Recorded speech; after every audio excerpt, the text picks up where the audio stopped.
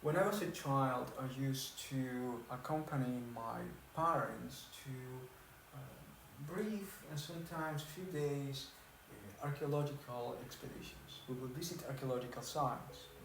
And one of the things that I liked the most was not only the discovery of the place on the other side of the hill, but also the meetings and conversations that my parents had with friends of different disciplines and listening to different perspectives.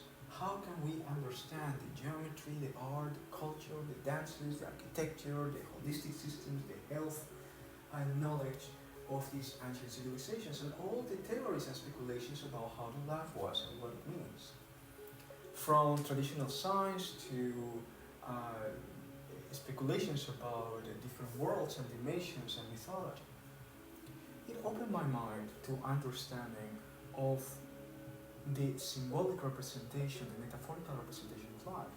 Therefore, my interest into languages, mythology, arts, and science of different cultures and traditions.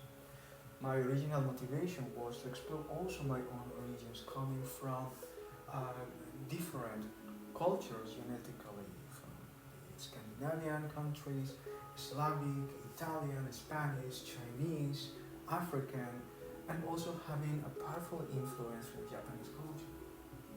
In my own journey through all of these knowledge, holistic systems of all of these civilizations, ancient civilizations, I tapped into Celtic, also Egyptian, Abrahamic traditions, and Chinese, Taoist, Shintoist, and many others.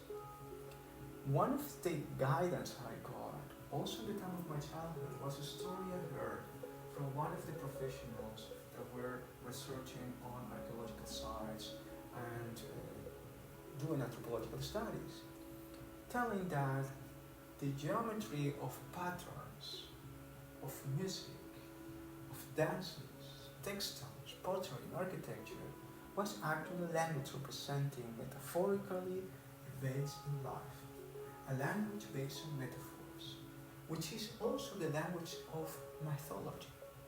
The language that, for example, Joseph Campbell was studying to understand the journey of the hero of humankind in its process of development, the language of our inner psychology. So, how this language has been used in the past, in all its forms of expression, from storytelling to architecture to dances to music to mythology, into explaining us what the hyperbody is. Can we find more of those mythologies? Yes, and I did find many of those. In particular, I got very interested for a personal motivation related to my own personal journey connecting me to Scandinavia. The mythology of Yggdrasil, the journey of Odin and Sleipnir among the 9 divine worlds.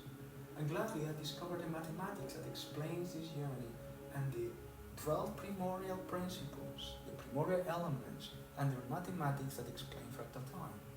But this will be the topic for another story that I can tell you at the Matrix Q Academia. Now I would like you to explore with me the hyperbody mythology.